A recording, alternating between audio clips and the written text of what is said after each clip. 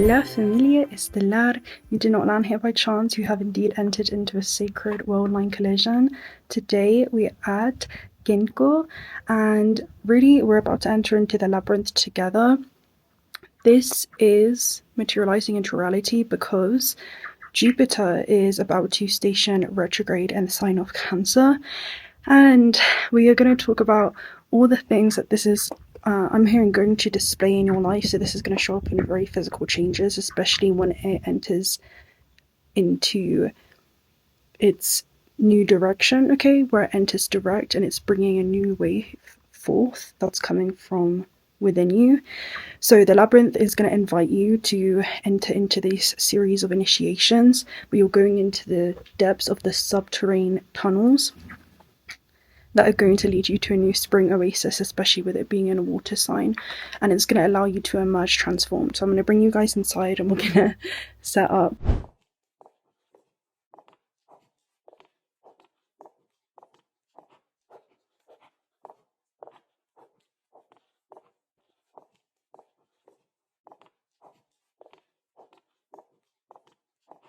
Jupiter's retrograde in the sign of Cancer is quite literally the return back to the heart space, and it's where something vast stirs within you, and there is gravity that is pulling you inwards during this time, and it's almost as if you're entering back into the chamber of the soul's first home, and there's a sense of security, okay, and also curiosity of where your soul is leading you and guiding you during this time.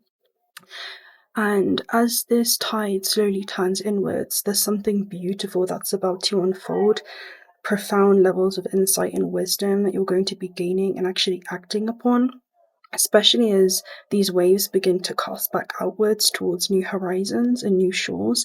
That's the way that I'm seeing it right now. You're going to see where these profound discoveries and revelations internally are going to be leading you as far as external places or things that you're going to be doing.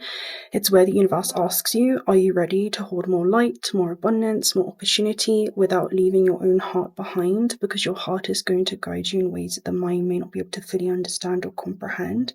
So naturally it teaches you the lessons of stillness.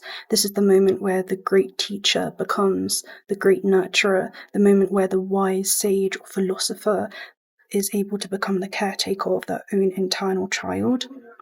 So the things that you learn as far as nurturing your own soul's journey is going to be demonstrated or shared and inspire many around you. This is the moment where you grow gracefully because you're surrendering to your own inevitable expansion during this time, which naturally means that you may be outgrowing certain things as well. That's also a way I'm seeing it, and growing into new things. So it could come with initial growing pains, but you do not have to relate to this through the lens of suffering. Instead, you can allow this change to actually flow through you. So this introspective phase that you're being called towards is eventually going to ripple out in outward flow. And the ways this can manifest in your life is you awakening from that moment of stillness where you're being called to go nowhere because that's where everything is. It's the great teacher who became the nurturer to themselves and is now stepping forward as a mentor, being able to guide others through that lens of compassion that they've been able to actually cultivate within. It's the moment where the philosopher who learned to care for their own inner child is now almost a guardian of collective growth in some way. You could be being called to be of service, and you're able to do that through the empathy that you've cultivated for yourself and also those around you, instead of solely intellect. The universe that may be currently whispering to you through waves is going to be speaking to you through rivers and the rain. It's where you're able to carry that wisdom that you've cultivated within back into the world, and that energy is going to be flowing outwardly instead of just inwardly. So this is a profound ripple effect that you're about to have. While retrograde, it asks you, can you receive this wisdom, right? Can you be held by this wisdom? And by the time it stations direct, it's about, can you now share outwardly and hold space from the things that you have received yourself? and extend that outwardly to those around you. This will lead to some kind of embodied expression where that same tenderness remains, but it's active now and it's going to be expressed through the things that you create, the things that you share, maybe stepping into a leadership position, some kind of form of healing art, but it's where you're able to nurture and care for those around you like you've been able to do for yourself. Emotional intelligence becomes emotional influence, and your nurturing, guiding heart is going to be something that expands everyone that it touches, maybe through the things that you are guided to create, maybe through the things that you're guided to share. But it's extremely auspicious. Your first message is scintillation, which is about a flash of light or download that you're going to be receiving from your own internal depths. The next message is parsec. Parsec talks about a pause for a new flow. So I'll go ahead and read it. It says, between one object and another, one place and another, one being and another, the distance creates a pause and the necessary air to be in the field from another place. Making space, listening to silence, touching nothingness, looking at the void, tasting the new, perceiving the aroma of calm, and meditating will be key senses to bringing clarity. And it's almost like what you need to hear in silence will get loud and reveal itself to you, especially in regards to navigating these next steps moving forward. So the pause for a new flow, it's where you are unable to find open space, and so space is being created for you to be able to do that. It also talks about sometimes needing time off in order to be able to actually make enough room. So it's almost like you're being called to make room for something as well, because that portal is 999, which is about a release that's taking place. So it is an ending, but it brings a new beginning in disguise for you. And then you have spiral. So spiral basically talks about a virtuous or vicious cycle. So this can be something that feels like it's vicious. It can feel like it's something that's happening to you. And it's not even that it's happening to you or for you, but this is quite literally going to be a change and growth that's happening through you.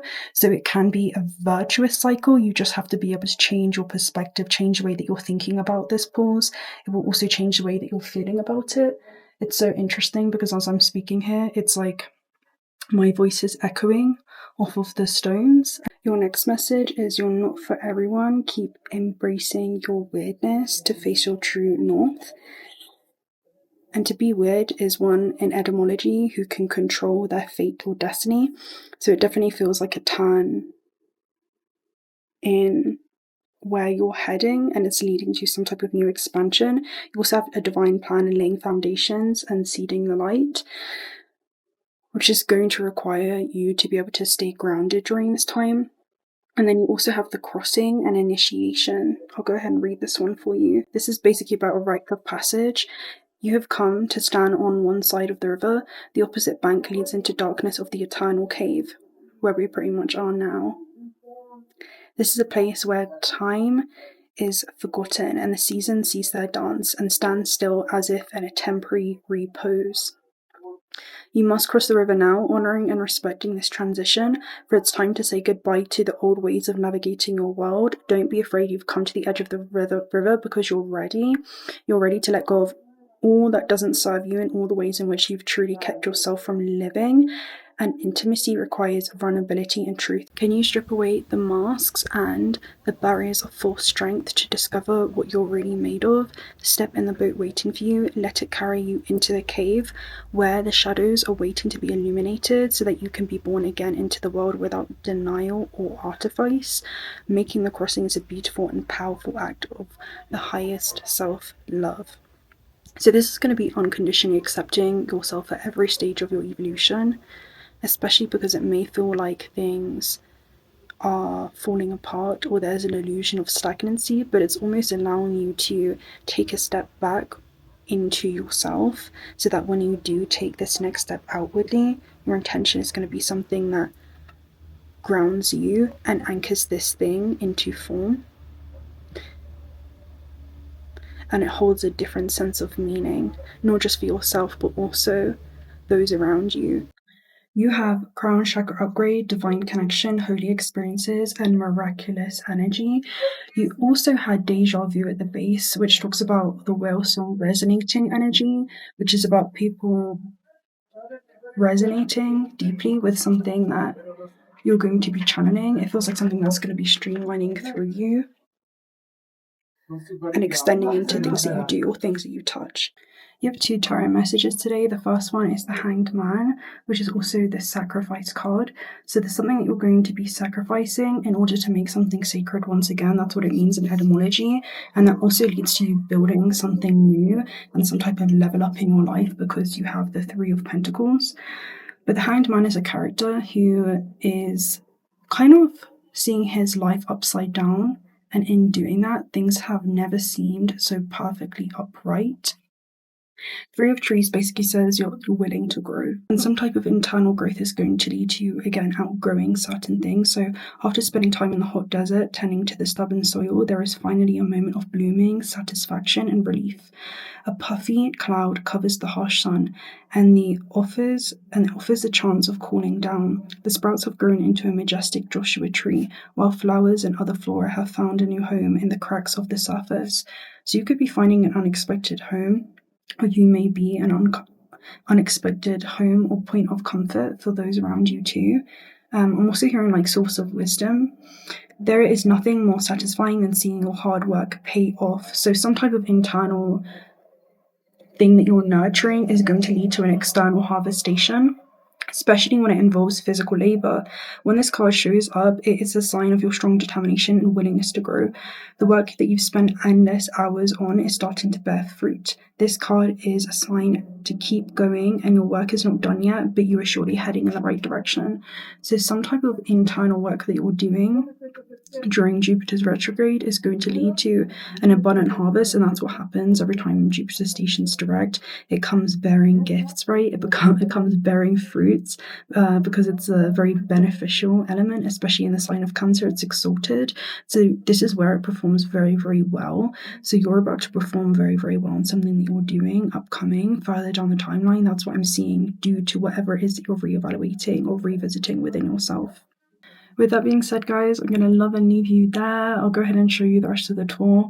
And yeah, I'll speak to you very soon. If you're not already subscribed to the channel, do consider subscribing. Love to have you around. Personal reading details also down below. Also check out Waterspray if you guys are looking for some high quality AA grade jewelry. $1 of the proceeds are donated towards otter sanctuaries. And until next time, bye.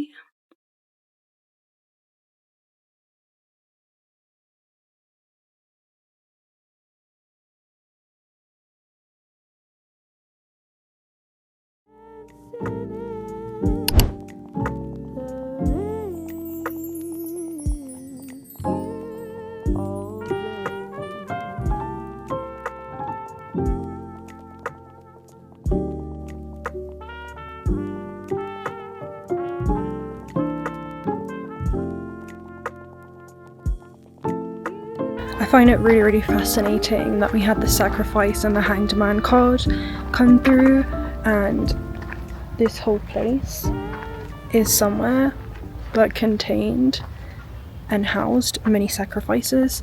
And again, to sacrifice is to make something sacred once again, which is almost a message around don't be afraid to keep releasing and